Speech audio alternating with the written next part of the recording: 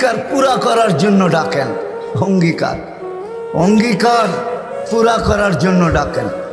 কেননা কিয়ামতের দিন, হায় হায়, আমি তো বলি, জানি না বুঝবেন কি বুঝবেন না, আমি বলি এই উম্মতকে দুনিয়াতে পাঠানেরই কথা ছিল না। কি অনেক কিছু মিলাইলে দেখা যায় আমাদেরকে পাঠানেরই মনে হয় কথা ছিল না। নাহলে এত ছোট জীবন দিবেন কেন? 60-70 বৎসর, কত কাউকে তো হাজারও দিলেন, ঠিক না? আমাদেরকে 60-70 বৎসর দিয়ে কেন পাঠাইলেন? আবার 60-70 বৎসর দেওয়ার পরেও 2 পর্বে আমাদের জীবনটাকে আল্লাহ কমায় দিছেন, লেস করে দিছেন, বাদ দিয়া দিছেন। প্রথম 15 বৎসর হিসাবে আসবে না, যতক্ষণ পর্যন্ত বালেগ না হয়, কলম তার বিরুদ্ধে যায় না, পক্ষে চলতে পারে, বিরুদ্ধে চলবে না, রুফিয়াল কালাম। এইখানে 15 বৎসর বাদ। তারপরে যেটা থাইকা যায় 60 আর 70-এর ভিতর থেকে, যতক্ষণ আমরা ঘুমাই 4-6 ঘন্টা আর 8 ঘন্টা, এটাও কলম উঠানো থাকে, আমাদের বিরুদ্ধে যায় না, এটাও মাপ, এটাও। তাইলে আর থাকলো কি? কোরআন আমাকে বুঝায় এত অল্প সময়ের জন্য কেন পাঠাইলেন। তাহলে কোরআনের ভিতরে ডুব দিলে মনে হয় বুঝে আসে। আল্লাহ মনে করেন যে কেন পাঠাইলাম, কিয়ামতের দিন তোমাদেরকে আমার পক্ষে সাক্ষী হিসাবে আমার পাশে দাঁড় করাবো। শুহাদা আলান নাস, কিয়ামতের দিন এই উম্মত আল্লাহর পাশে সাক্ষী হিসাবে দাঁড় করাবে আল্লাহ। সমস্ত উম্মতের উপরে আমাদেরকে সাক্ষী হিসাবে দাঁড় করাবে আল্লাহর পাশে। ইনশাআল্লাহ এই উম্মত কিয়ামতের মাঠে দাঁড়াবে না, এই উম্মত স্টেজে দাঁড়াবে। স্টেজে আল্লাহর পাশে স্টেজ লাগানো হবে, ওই স্টেজে এই উম্মত দাঁড়াবে। কেননা আসামি আর সাক্ষী এক জায়গায় দাঁড়ায় নাকি? দুইজনের মান একটা, দুইজনের মান ভিন্ন, ঠিক না? আমরা পাশে, না কোরআন বলতেছে শুহাদা আলান নাস ওয়া ইয়াকুনুর রাসূলু শাহীদান আলাইকুম ওয়া তাকুনু শুহাদা আলান নাস। আমরা সাক্ষী। আল্লাহ বলে কম সময় দিয়া কেন পাঠাইলাম জানো? কিয়ামতের দিন কেউ প্রশ্ন করতে পারে যে এরা যে সাক্ষী হিসাবে দাঁড়াইলো, এরা তো দুনিয়াই দেখে নেয়, তাইলে আবার সাক্ষী হবে তো হবে কি কইরা? ওই দিন যেন আমি বলতে পারি এদের পা উঠায়া দেখো, এরা এখনো দুনিয়ার মাটি লাগানো আছে, যদিও কম সময়ের জন্য। মনে হয় আমাদেরকে দুনিয়া পালানোর জন্য আল্লাহ পাঠাইছেন। অনেক সময় বলে না, আরে আপনার টাইম নাই, তাতে কি আসে যায়, আমার বাড়িটা পাড়ায় চলে যায়। আল্লাহ মনে হয় এই জন্য পাঠাইছেন যেন আমরা দুনিয়াটা পাড়ায় চলে যাই। অল্প সময় দিয়ে আল্লাহ পাঠাইছেন, বেশি সময় আমাদেরকে দেন নাই, শুধু নবীজির কারণে। এই জন্যই তো আমি বলি, জানি না ওলামা একমত হবে কি হবে না, এই উম্মত দুনিয়ায় আসারই ছিল না। এই উম্মতকে আল্লাহ বাছাই কইরা, প্রথম তো এই উম্মতকে 3 বার আল্লাহ কুদরতি হাত লাগাইছেন এই উম্মতের উপরে। জন্ম লগ্নে একবার খলাকতু বিয়াদিহি, দ্বিতীয়বার কুদরতি হাত লাগাইছেন হুয়াজতাবাকুম, বাছাই লগ্নে দ্বিতীয়বার আমাদেরকে আল্লাহ বাছাই করছেন। বাছাই সমগ্র মানব জাতির ভিতর থেকে আমাকে উঠাইতে উঠাইতে কত কুঠি উঠানের পরে মনে হয় আমি আল্লাহর কুদরতি হাতে আসছি, আর আল্লাহ বলছে যা তোকে উম্মতে মুহাম্মদী বানাই। বাছাই পড়বে তৃতীয় আল্লাহর কুদরতি হাত লাগছে আমাদের উপরে। আল্লাহ আমাদের উপরে চিহ্ন লাগায় দিয়েছেন। চিহ্ন, চিহ্ন বোঝেন, যেন কিয়ামতের দিন হারায় না যায়। আল্লাহ সাহাবা জিজ্ঞাসা করছে, ইয়া রাসূলুল্লাহ, সমগ্র মানব গোষ্ঠী উঠবে, আপনি আমাদেরকে খুঁজে পাবেন কি কইরা? তা আল্লাহ রাসূল হাসতেছিল আর বলতেছিল, চিহ্ন লাগানো আছে, চিহ্ন। কয় সেই চিহ্ন আবার কি? কয় গুররাম মুআজ্জিলিনা মিন আসারিস সুজুদ, তোমাদের নামাজের জায়গা, উজুর জায়গার থেকে নূর ফুটা বাহির হবে, আর কারো বাহির হবে না। আমি নূর দেইখা চিহ্ন, তোমরা আমার, আমি ডাইকা ডাইকা কাছে নি। চিহ্ন লাগায় দিয়েছেন কুদরতি হাত দিয়ে, স্টিকার লাগায় দিয়েছেন কুদরতি হাত দিয়ে। স্টিকার চিনেন? কোম্পানির লেবেল আছে, এই যে লেবেল লাগায় দিছে কোম্পানি। আল্লাহ আমাদের উপরে লেবেল লাগায় দিয়েছেন কুদরতি হাত দিয়া। কুনতুম খায়রা উম্মাহ, এটা লেবেল, এটা স্টিকার, লেবেল লাগায় দিয়েছেন তোমরা খায়রে উম্মাহ। আফসোস কোত্থেকে যেমনি আমি হারায় কত দূর চলে গেছি। প্রথম স্বাধীনতা দিছেন আল্লাহ শিক্ষাগত, দ্বিতীয় স্বাধীনতা দিছেন আল্লাহ পেশাগত, তৃতীয় স্বাধীনতা আল্লাহ দিছেন মত আদর্শগত। স্বাধীনতা যদি না দিতেন সব আল্লাহর, আর আপনি টকশোতে বসে বলবেন আল্লাহর বিরুদ্ধে, আর আপনি চিৎকার দিয়া বলবেন গড ইজ নাথিং। না, অস্তিত্ব কে দিছে?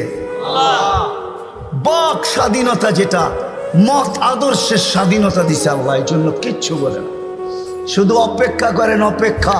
কোরআনও বলে ফান্তাযিরু ইন্নী মাআকুম মিনাল মুনতাযিরিন, আমি অপেক্ষা করতেছি তোমরা অপেক্ষায় থাকো।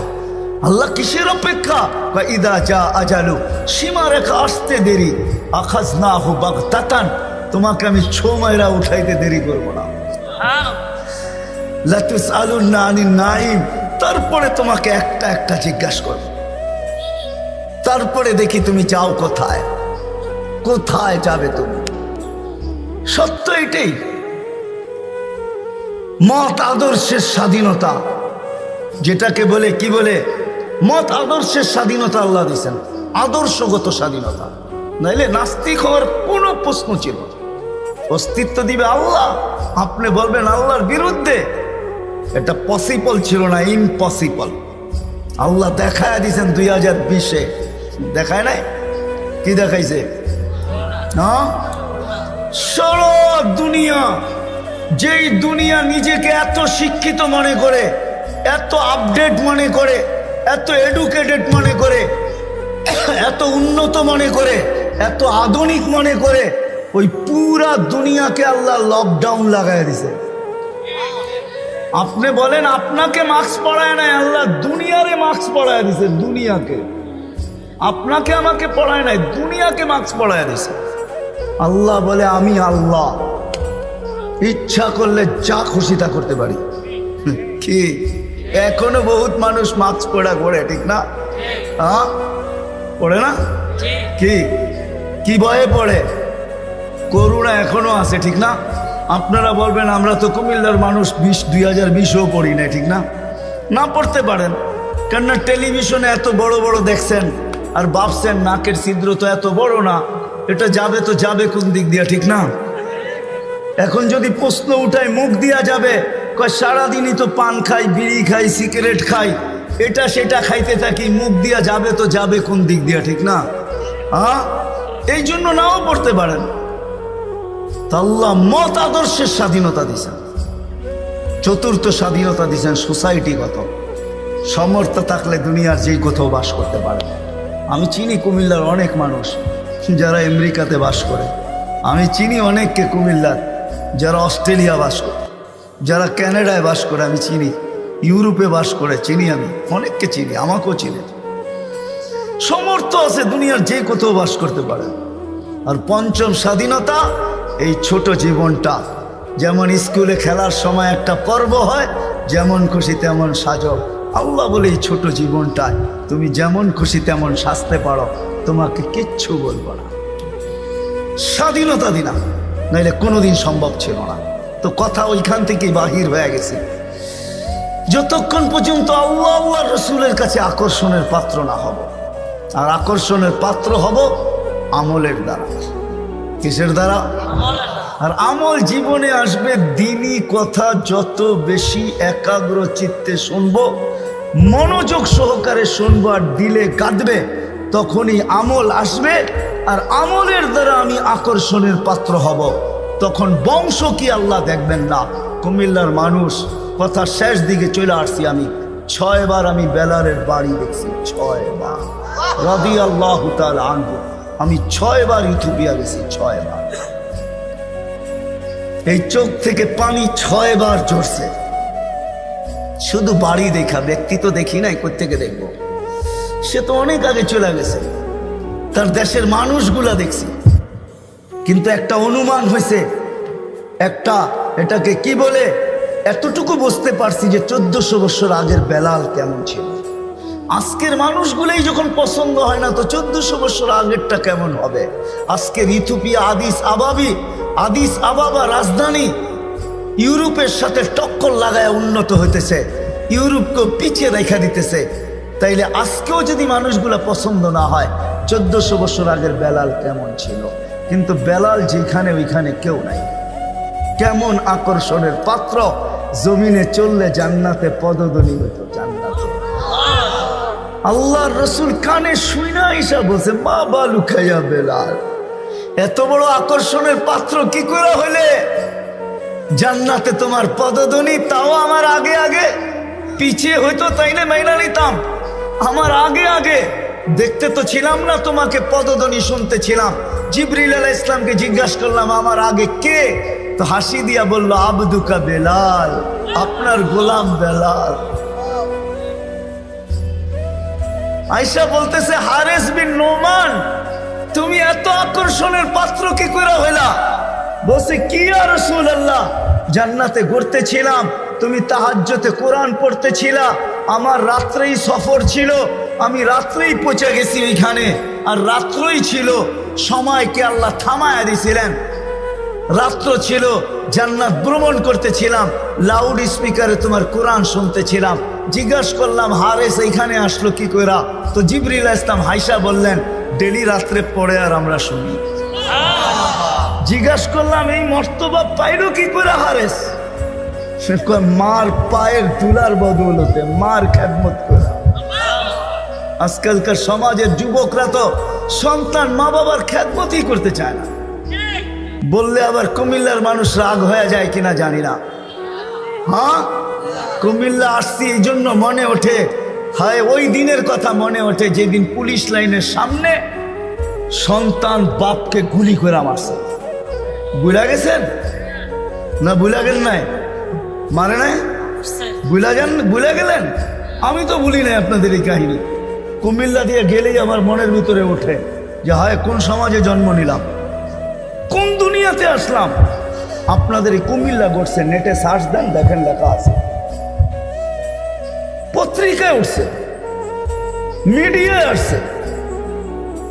বাকিগুলা বাদিয়ে দিলাম, ঐশীর কথা বাদিয়ে দিলাম, ঠিক না? ঐশীর কথা বাদিয়ে দিলাম। সন্তান, কোথায় আসলাম আমরা?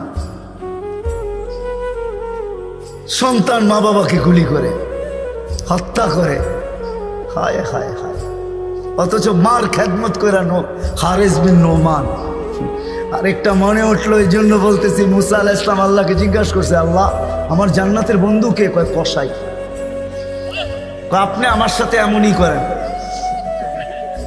যেটা জিজ্ঞাসা করি সাথে সাথে জবাব দিয়া দেন, আমি আর কসাই মিল হইল কোথায়?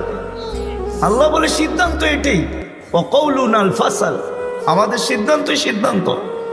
আচ্ছা ঠিকানা দেন, যায় দেখি কি আমল করে। তো যায় দেখে, হ্যাঁ কসাই। সারাদিন গোস্ত বিক্রি করে যখন বাড়ি যাওয়ার পালা আসছে, তো গোস্তের একটা টুকরাকে নিয়া কিমা বানায়া পোটলার ভিতরে নিয়ে দোকান বন্ধ করতেছে। মুসা আলাইহিস সালাম বলতেছে, তোমার বাড়ি মেহমান হওয়া যাবে? অবশ্যই যাবে, কিন্তু শর্ত আছে, আমি ডাইরেক্ট বাড়ি যাব না, আমার সাথে চলো। তো বলছে ঠিক আছে চললাম।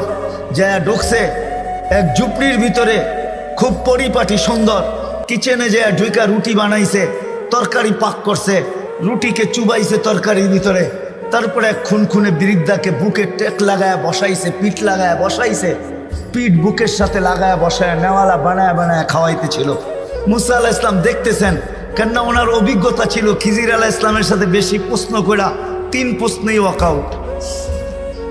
আল্লাহর রাসূল বলছে, লাউ সাবারা মুসা লা আলিমনা কাসীরাম মিনাল খাইর। মুসা আলাইহিস সালাম যদি আরেকটু ধৈর্য ধরতেন, তাহলে আমরা আরো তথ্য জানতে পারতাম। তো উনি বুঝে গেছেন চুপ থাকাই ভালো, কিচ্ছু জিজ্ঞাসা করেন নাই। যখন খাওয়া দাওয়া শেষ, পরিপাটি শেষ, শোয়া দিয়া এখন বলতেছে, পাশেই আমার বাড়ি, চলো আমার বাড়িতে মেহমান থাকবে। এখন আর চুপ থাকতে পারেন নাই। তো বলতেছে, শোনো এই বৃদ্ধা কে? আমার মা। সকালে যখন যাই তো পরিপাটি করে